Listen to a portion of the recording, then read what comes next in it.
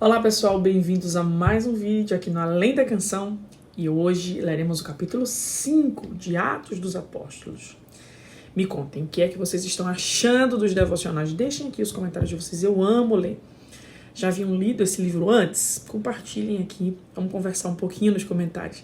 Se você chegou aqui nesse vídeo especificamente, é bom conferir primeiramente os anteriores, o capítulo 1 a 5 a 4 de Atos já se encontra aqui no canal. E depois se retorna para esse. O capítulo 5 de Atos dos Apóstolos começa narrando uma tragédia que aconteceu a Ananias e Safira. Eles venderam o campo e, pelo visto, eles queriam fazer o mesmo que Barnabé fez no capítulo anterior. Levar o dinheiro da venda aos pés dos apóstolos, levar até os apóstolos. Acontece que, no fundo, o orgulho e a ganância falaram mais alto. Eles queriam a reputação de bons crentes, tal qual o irmão Barnabé, mas era melhor que eles nem tivessem levado nada até os apóstolos do que mentir diante do Espírito Santo e fingirem ser o que não eram. Ananias afirmou ter vendido por certa quantia, mas, na verdade, ele reteve uma parte da venda para si. Eu quero que vocês entendam que o fato aqui não é que ele queria todo o dinheiro da venda, não é que ele queria só se fosse o valor completo. O que ele afirmou foi que Ananias mentiu, e não para homens, mas para o próprio Deus.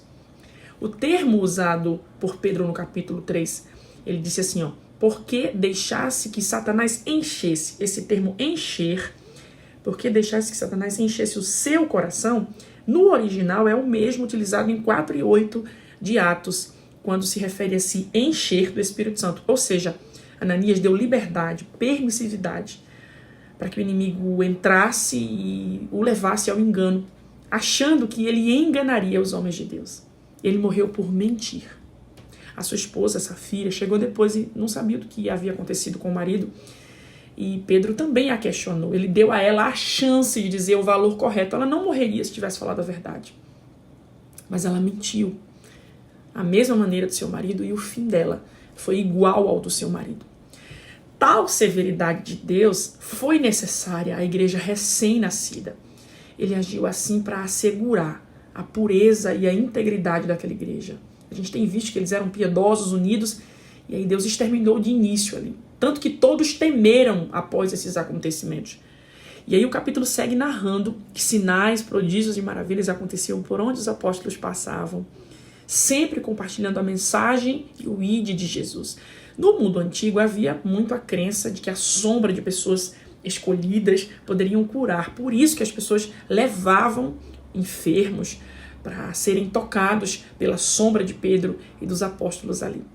E aí o capítulo segue narrando que a inveja, mais uma vez, leva o sumo sacerdote e os saduceus a prenderem Pedro e João. Naquela mesma noite, um anjo os libertou e mandou ir ao templo para falar das palavras de vida. Eles obedeceram e ensinaram no templo nas primeiras horas da manhã. Acredita-se, inclusive, que esse anjo era o próprio Senhor Jesus. Ao mandar buscar os apóstolos para serem questionados no Sinédrio, eles descobriram que eles não estavam mais lá. Então afirmaram, a prisão está fechada, os sentinelas estão a postos, mas os apóstolos não estão mais lá. Descobriram então que eles já estavam ensinando no templo e mandaram chamar esses homens, buscar esses homens, dessa vez sem violência, pelo menos por enquanto, pelo medo de serem apedrejados pelo povo. Mais uma vez, eles ordenaram que não pregassem em nome de Jesus. Os apóstolos reiteram mais uma vez que vão continuar obedecendo ao Deus que mandou que eles fizessem isso, e o próprio Deus exaltou Jesus como príncipe para remir os pecados de Israel. E ao ouvirem isso, quiseram matá-los. Aí Gamaliel, um dos homens do Sinédrio, pediu que retirassem os apóstolos por um instante. Esse homem era um homem muito importante ali. Ele era fariseu respeitado, foi tutor de Paulo e considerado um mestre poderosíssimo na Torá, um homem muitíssimo respeitado.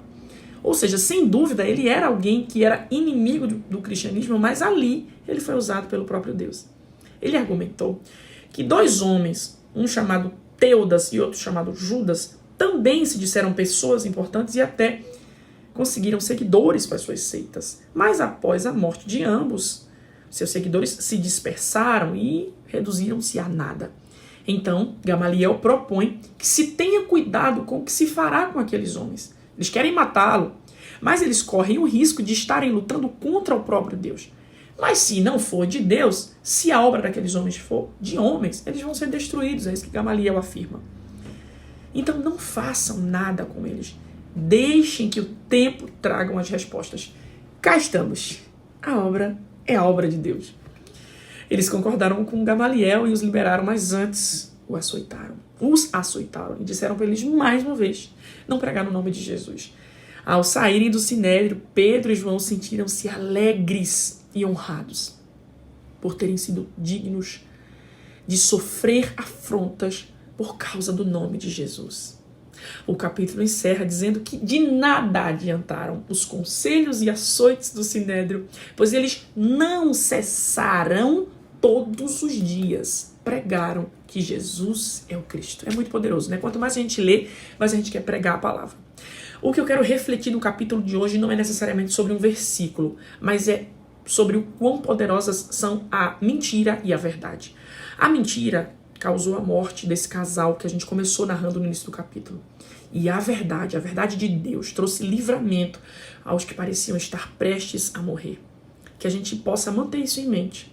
A mentira, mesmo que nos mantenha fisicamente vivos, nunca valerá a pena. O diabo, o nosso inimigo, foi quem a criou. É uma das poucas coisas atribuídas a ele como criação. Então que a nossa boca não se encha dele. Sim, porque quando mentimos, deixamos-nos encher do que não presta. Que a nossa boca emane vida, que dela só saia vida, mesmo que isso nos custe a vida. Porque em Deus nós teremos vida eterna de verdade. Reflita a respeito disso.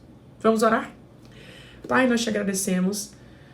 Te agradecemos pelo teu amor, pela verdade que é a tua palavra, que nos ensina, que nos apruma, que nos lembra que em ti podemos ser melhores.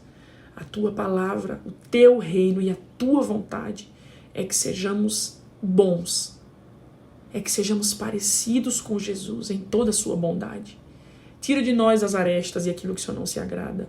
Espírito Santo, lembra-nos quando o nosso coração e a nossa carne quiser mentir, quiser fazer algo que não te agrada, quiser se parecer como inimigo.